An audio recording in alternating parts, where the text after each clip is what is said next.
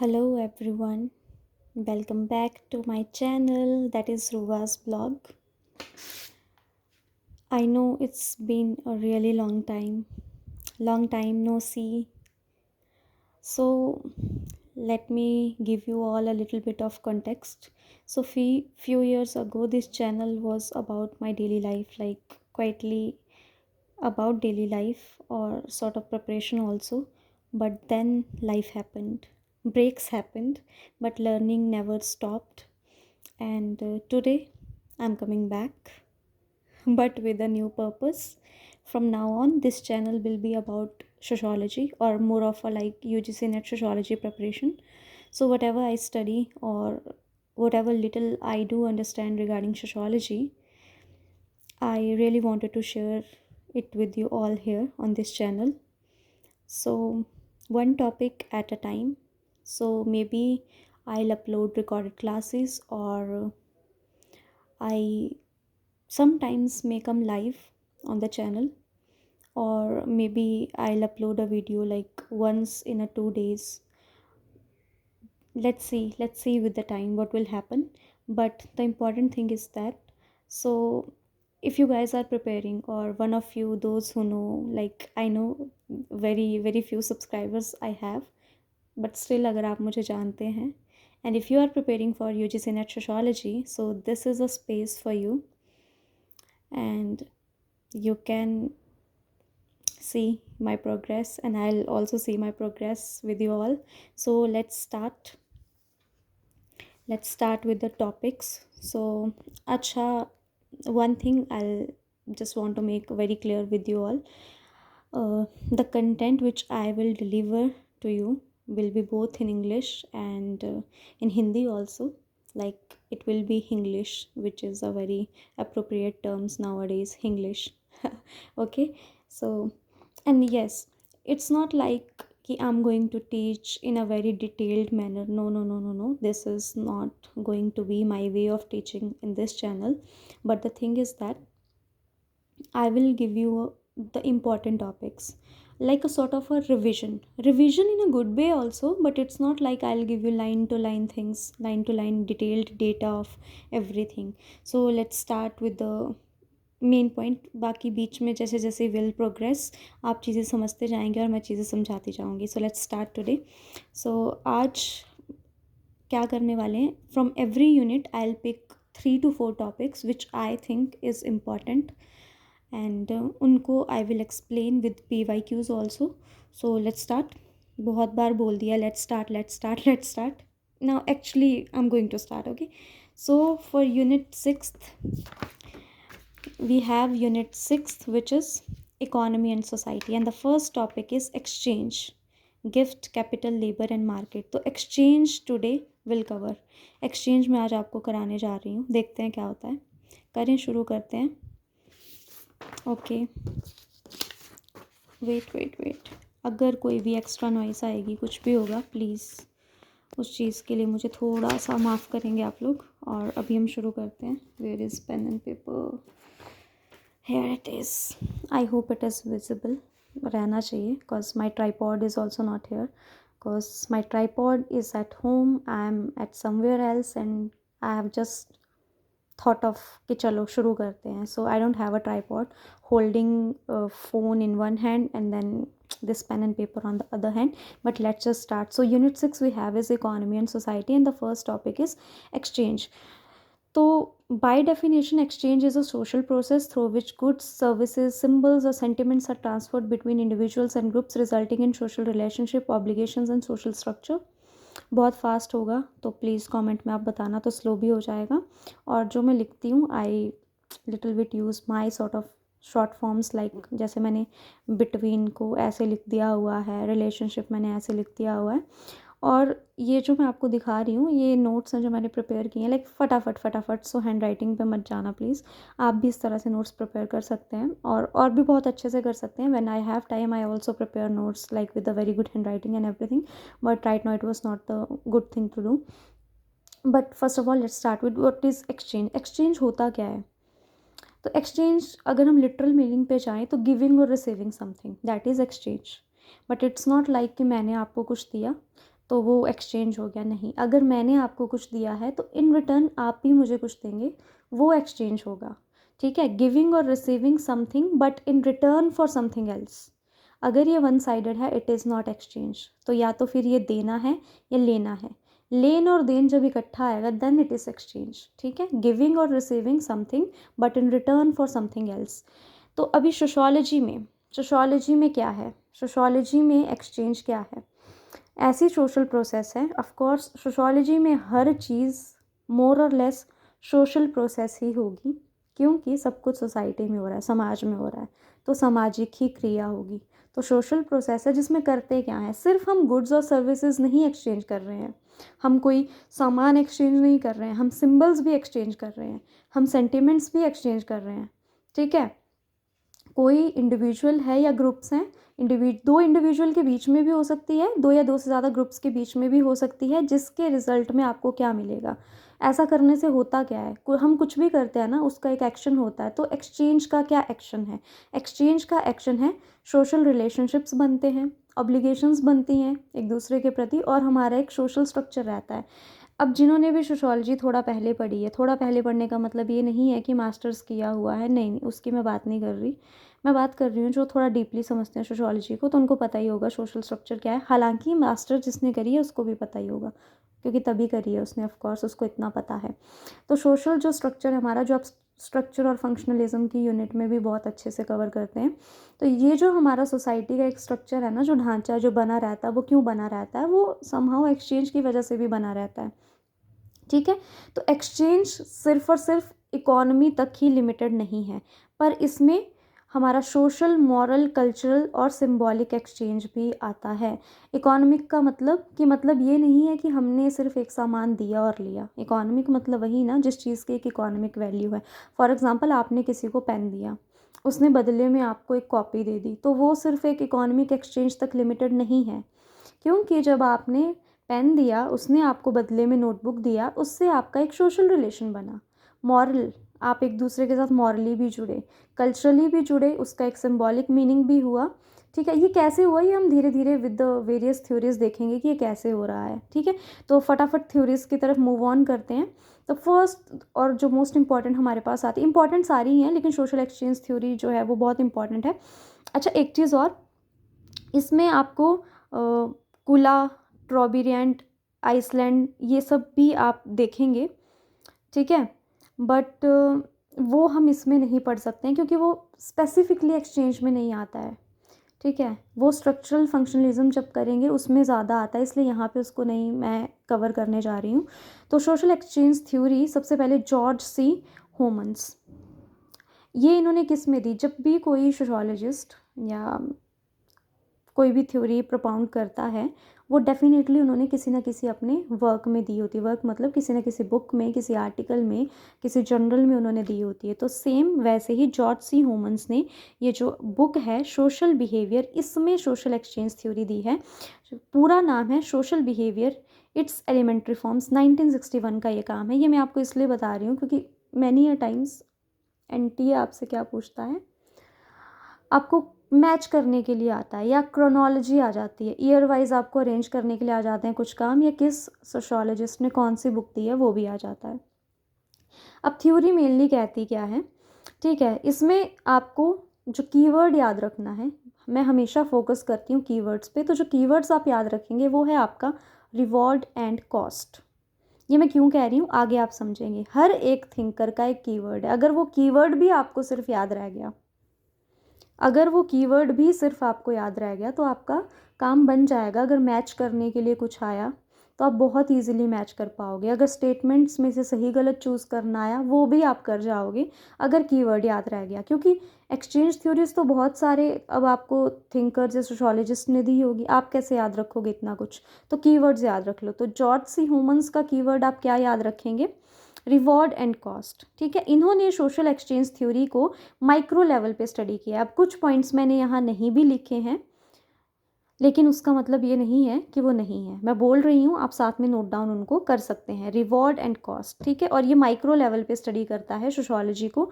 हाँ, एक और चीज़, जो ह्यूमन्स हैं आपके, ये अमेरिकन सोशोलॉजिस्ट हैं।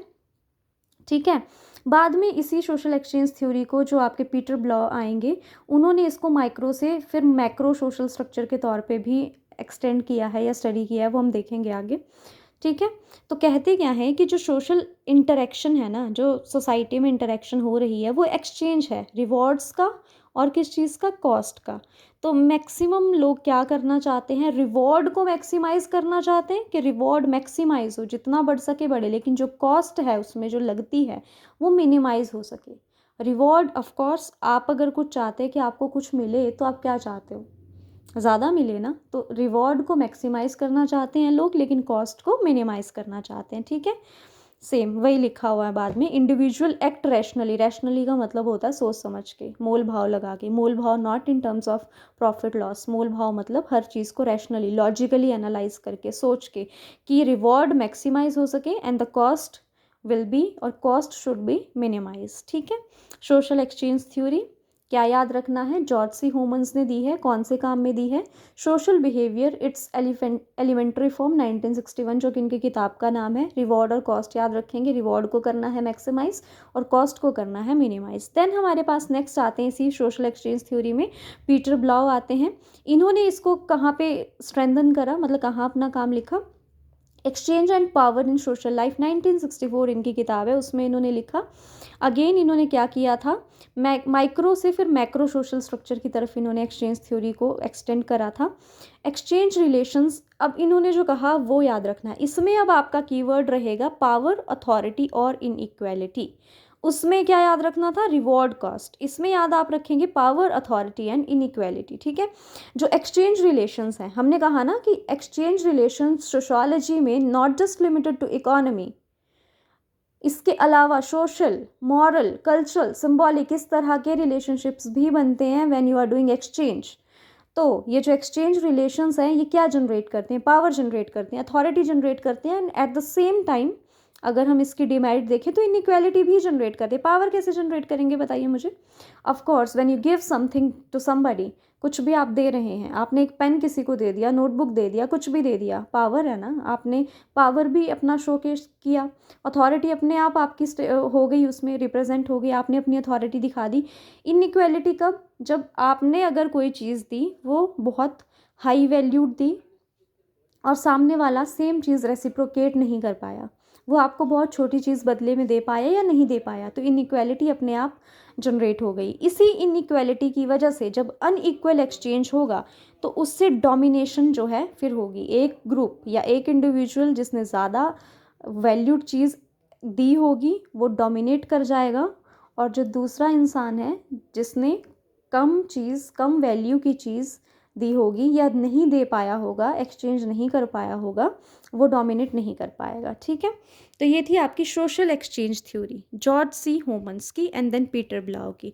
अब अगर हम बात करें एंथ्रोपोलॉजिकल थ्योरी ऑफ एक्सचेंज के बारे में, ठीक है, एक minute, let me just adjust this, मेरा हाथ थोड़ा सा थक रहा है बट ओके।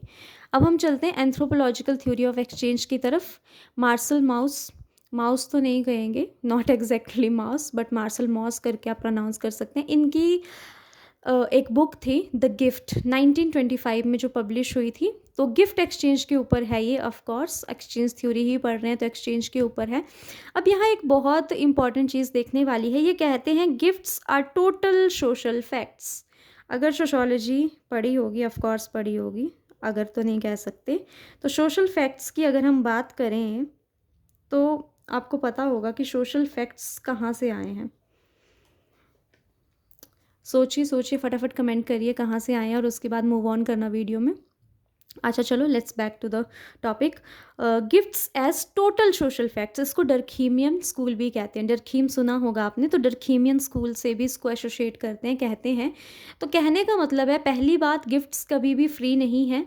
ठीक है, गिफ्ट्स कभी भी फ्री नहीं होते। आप सोचेंगे कि गिफ्ट फ्री है, अगर आपको किसी ने एक पेन भी गिफ्ट कर दिया वो भी फ्री में नहीं है। कैसे फ्री में नहीं है, इसलिए फ्री में नहीं है कि आपको उस पेन का कुछ पेमेंट करना पड़ेगा, नहीं। गिफ्ट है तो ऑफ कोर्स आपको पे नहीं करना पड़ेगा, बट इंक्लूड ऑब्लिगेशन, अब आपको एक ऑब्लिगेशन में बांध दिया, जिम्मेदारी में बांध दिया, गिफ्ट लिया है तो अब वो आपके अंदर डेवलप हो जाएगा इंस्टिंक्ट अपने आप कि now I have to reciprocate, I have to give back something to that somebody who have gifted me the pen, so that that social relationship that is establishing through exchange of gift वो बना रहे, distort ना हो, वो social relationship वो distort ना हो। Again याद रखने वाली बात क्या है, जो एक्सचेंज है वो not limited to economy only, है ना, सिर्फ और सिर्फ इकोनॉमी की बात नहीं है, इसलिए जब कोई गिफ्ट देगा तो आपको भी बदले में देना पड़ेगा। तो ये टोटल सोशल फैक्ट्स है। अब टोटल सोशल फैक्ट्स का मतलब यहाँ पे क्या है कि सोशल फैक्ट एक सोशल फिनोमिना है जिसमें मल्टीपल डायमेंशंस इन्वॉल्व्ड हैं सोसाइटी के, not a single dimension, multiple dimension, जैसे कि social dimension, moral dimension, religious dimension, legal dimension, political dimension. अच्छा, रिलीजियस कैसे, मैं बताती हूँ। अगर किसी ने किसी को कुछ सेक्रेट कोई चीज़ गिफ्ट कर दी, फॉर एग्जांपल किसी ने आपको भगवान की मूर्ति गिफ्ट कर दी, कोई सेक्रेट थ्रेड गिफ्ट कर दिया, कोई होली बुक गिफ्ट कर दी किसी भी रिलीजन की, तो वो अपने आप ही रिलीजियस गिफ्ट हो गया, ठीक है। किसी ने आपको लीगल की बात करें, लीगल कैसे हो जाता है, लीगल डायमेंशन कैसे आ जाता है सोशल फैक्ट्स में, अगर किसी ने आपको गिफ्ट दिया है तो उस पर सोशल सैंक्शन लग जाता है कि अब आप उसको रेसिप्रोकेट बैक करेंगे, आपको भी कुछ देना पड़ेगा। सोशल सैंक्शन समझते हैं आप लोग? देखिए, दो तरह के अप्रूवल होते हैं सोसाइटी में।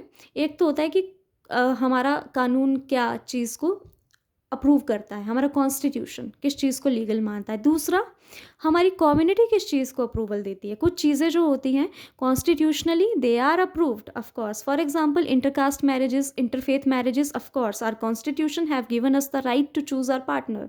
बट सेम चीज़ आप सोसाइटी में करिए, कम्युनिटी में रहते हुए करिए, कम्युनिटी समटाइम्स नहीं अप्रूव करती, तो सोशल सैंक्शंस लगते हैं, है ना। लीगल सैंक्शंस तो होते हैं जो लीगल लगते हैं, एज़ पर अगर आप कुछ भी गलत काम करते हैं तो आपको पेनल्टीज़ भरनी पड़ती हैं लीगली। बट सोशल सैंक्शन, उनसे आपको पेनल्टी नहीं भरनी पड़ रही कि आपको जेल हो जाएगी, कुछ हो जाएगा, बट नहीं, वो सोसाइटी ने आपके ऊपर अब एक प्रतिबंध लगा दिया कि किसी ने कुछ दिया है तो आपको रेसिप्रोकेट बैक करना पड़ेगा, ठीक है। तो इस तरह से इसकी मल्टीपल डायमेंशंस है। सिर्फ सोशल फैक्ट सिर्फ एक फिनोमेना नहीं है, बट इसमें multiple dimensions of society involve होते हैं, ठीक है।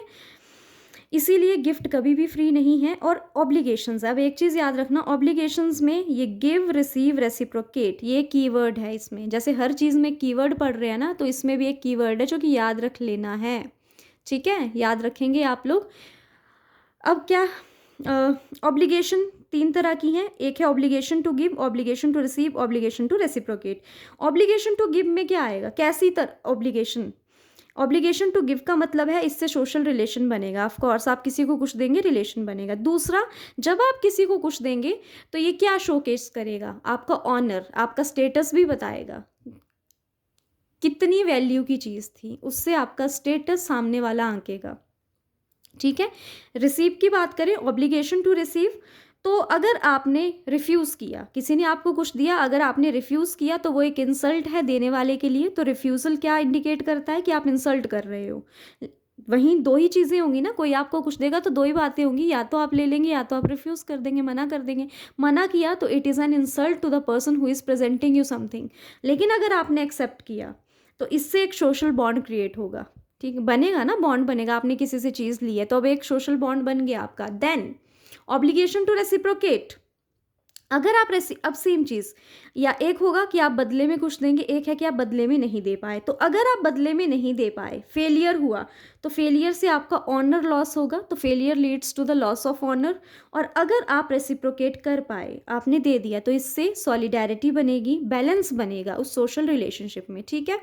तो क्या याद रखना है, गिफ्ट, द गिफ्ट करके 1925 में एक बुक थी, मार्शल मॉस ने लिखी थी, उसमें वो कहते हैं, ये हमेशा याद रखना है, gifts are total social fact, और गिफ्ट कभी भी फ्री नहीं है।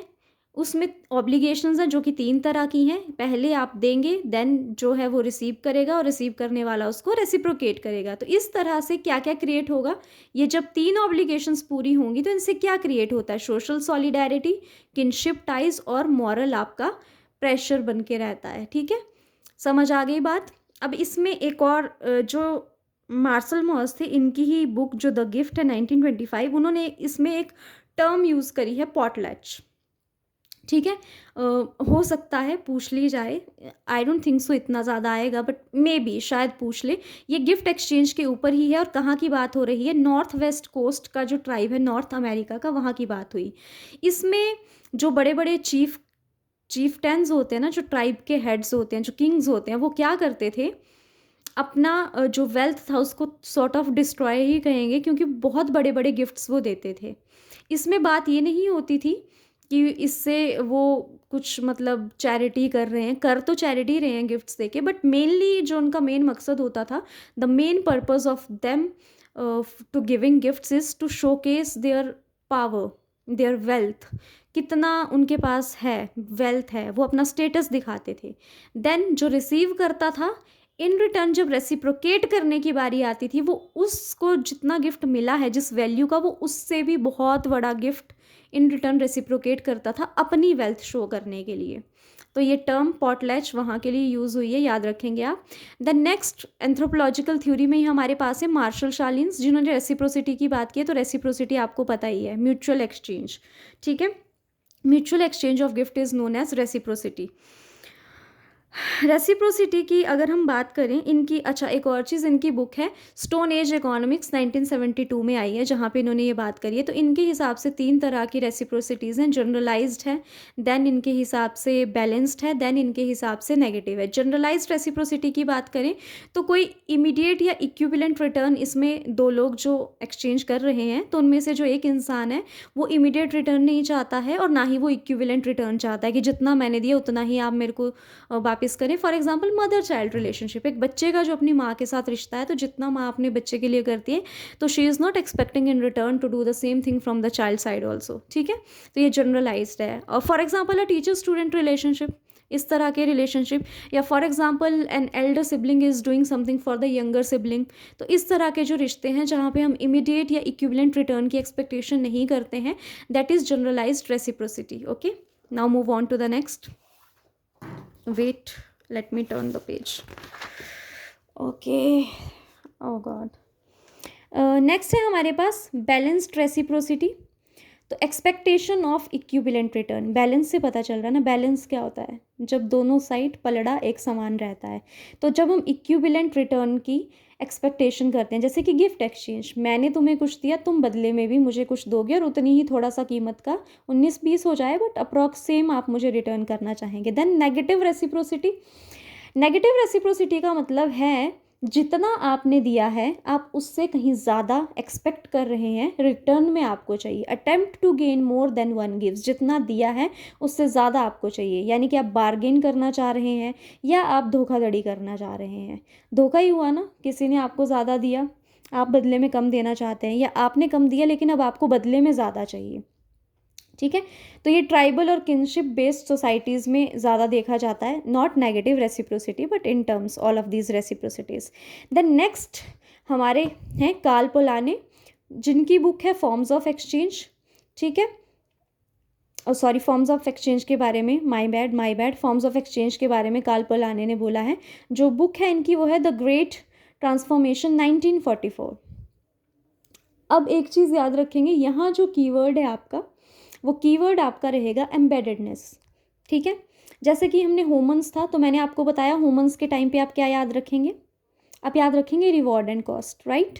अगर बात करें पीटर ब्लॉक की, तो आप क्या याद रखेंगे, आप याद रखेंगे अथॉरिटी, पावर, है ना, यही था।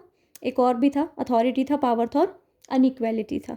ठीक है, देन हमने गिफ्ट की बात करी कि गिफ्ट की वजह से 3 ऑब्लिगेशंस हो जाते हैं, देने का, देन लेने का, देन रेसिप्रोकेट करने का, मार्शल मॉस। तो आप क्या याद रखेंगे, गिफ्ट याद रखेंगे, या आप ऑब्लिगेशन याद रखेंगे। देन मार्शल शालिन्स का हमने रेसिप्रोसिटी पढ़ा, तो आप वर्ड क्या याद रखेंगे, रेसिप्रोसिटी। तो सेम जब कार्ल पोलानी की बात आएगी तो आपने एक एम्बेडेडनेस याद रखना है, एक आपने रीडिस्ट्रीब्यूशन याद रखना है, क्योंकि रेसिप्रोसिटी इधर भी है। आप रीडिस्ट्रीब्यूशन कीवर्ड याद रखेंगे। ये कीवर्ड्स मैं आपको इंटेंशनली बार बार बता रही हूँ। क्यों बता रही हूँ, क्योंकि जब मैच करने के लिए आएगा तो ये कीवर्ड आते होंगे तो आपको बिना देखे आप मैच कर जाओगे। ठीक है। तो 3 फॉर्म्स ऑफ इकोनॉमिक इंटीग्रेशन उन्होंने बताया। अच्छा, पहले एम्बेडेडनेस देख लेते हैं कि है क्या एम्बेडेडनेस। एम्बेडेड का मतलब होता है धंसना, किसी चीज़ का किसी चीज़ में धंसना। तो economy is embedded in social relations. अगर हम बात करें सोसाइटी में जो भी रिलेशन है उनमें इकोनॉमी भी धसी हुई है। अगर आप सोचें कोई भी रिश्ता बिना इकोनॉमी के है तो नहीं है। कोई भी not a single relationship is there that is based without economy. Economy उसका कहीं ना कहीं अंश है उस रिश्ते में। तो ये मतलब है economy is embedded in social relation. तो 3 तरह की इकोनॉमिक इंटीग्रेशंस है। फर्स्ट है रीडिस्ट्रीब्यूशन, एक मिनट फोकस करने दें। Collection of good by a central authority and redistribution. इससे आप क्या याद रखेंगे, आप लिखेंगे पीपल, देन एरो लगा के आप लिखेंगे अथॉरिटी, देन आप लिखेंगे पीपल। ऐसे याद करने में आसानी रहेगी। लोगों से सेंट्रल अथॉरिटी पहले इकट्ठा करती है गुड्स को और फिर रिडिस्ट्रीब्यूट करती है। मॉडर्न टाइम्स में अगर मैं कहूँ तो टैक्स जो कलेक्ट किया जाता है और बदले में उस पैसे से जो डेवलपमेंट की जाती है कंट्री में, इस तरह से आप समझ सकते हैं। Collection of good by a central authority and redistribution. Then reciprocity की बात करें तो अगेन वही म्यूचुअल एक्सचेंज, किन और इक्वल्स। किन समझते हैं ना, किनशिप, नातेदारी। तो जो लोग नातेदारी में हैं या फिर इक्वल्स हैं, सेम लेवल पे हैं, सेम इकोनॉमिक लेवल पे हैं या सेम स्टेटस पे हैं, वो गिफ्ट एक्सचेंज करते हैं। देन मार्केट एक्सचेंज, जो प्राइस वेस्ट होते हैं। आप दुकान जाते हैं ना, कुछ खरीदते हैं, ये इम्पर्सनल एक्सचेंज है। इम्पर्सनल मतलब आप दुकानदार के साथ जाते हो तो उससे आपका कोई रिश्ता होता है नहीं होता, और ये प्राइस बेस्ड होता है। आप पैसा देंगे, वो बदले में आपको कुछ देगा। ठीक है, अब ये तो मेन पढ़ लिए। अब हम अदर पे चलते हैं। तो मार्केट इकोनॉमिक एक्सचेंज की बात करें तो सेम जो ऊपर पढ़ा अभी, मार्केट एक्सचेंज में प्राइस मैकेनिज्म है और इम्पर्सनल रिलेशन है। देन सिंबॉलिक एक्सचेंज, तो जीन बॉड्रिलार्ड आप पढ़ सकते हैं इसको, वैसे प्रोनाउंसिएशन इसका समटाइम्स कहीं पे जान बॉड्रियार भी बोला हुआ है, but as we are Indians और ये नाम हमारे लिए फेमिलियर भी नहीं होता है ऑफ कोर्स। तो जीन बॉड्रियार्ड, इनकी बुक है सिंबॉलिक एक्सचेंज एंड डेथ 1976। ये बात करते हैं, जब बात हो रही है सिंबॉलिक एक्सचेंज की तो सबसे पहले क्या ही एक्सचेंज होगा, सबसे पहले सिंबल एक्सचेंज होगा, साइंस एक्सचेंज होंगे, मीनिंग एक्सचेंज होंगे।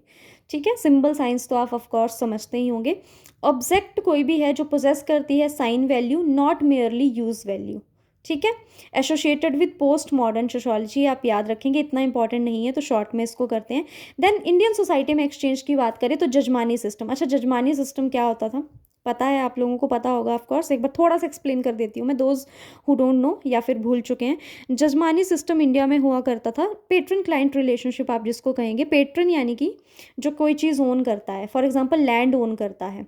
ठीक है, जजमान जो लैंड ओन करता है और उसकी लैंड पे जो काम करेगा, कर्मी जो काम करेगा, काम करने आएगा, खेती करेगा, खेती बाड़ी करेगा, फसल उपजाएगा, तो patron client relationship. Land owner अपनी लैंड दे रहा है, बदले में कर्मचारी वहाँ पे क्या कर रहा है, जो लेबर है वो क्या कर रही है, वो काम कर रही है। अब उस काम के बदले जो उनको रिटर्न में कुछ तो मिलेगा ना, एक्सचेंज की बात हो रही है। तो मेनली इस सिस्टम में जो एक्सचेंज होता था वो काइंड में होता था, KIND, कैश में नहीं होता था। ओकेजनल कैश होता था, रेयरली होता था, लेकिन मोस्ट ऑफ द टाइम जो पेमेंट होती थी वो काइंड में होती थी। KIND, काइंड का मतलब होता है बदले में कोई चीज़ देना। फसल उपजाई है तो फसल दे देंगे, रोटी दे देंगे या फिर कपड़ा दे देंगे।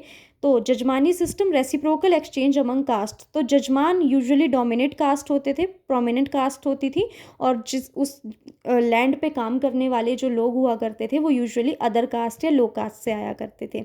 एक और इसमें जजमानी में आप याद रख लेना थोड़ी सी बात, कि इसमें एक मैंडेटरी कह सकते हैं, मैंडेटरी होता था कि ये जो आप काम कर रहे हो तो आप कर रहे हो, लेकिन अगर कभी कोई फेस्टिवल है, कोई घर में कोई फंक्शन है, मैरिज है, कोई त्यौहार है, तब भी आपको एडिशनल सपोर्ट, जो काम कर रहा है उसको एडिशनल सपोर्ट उस टाइम पे देनी पड़ती थी। देन डाउरी होता है इंडियन सोसाइटी में, दहेज प्रथा जिसको कहते हैं।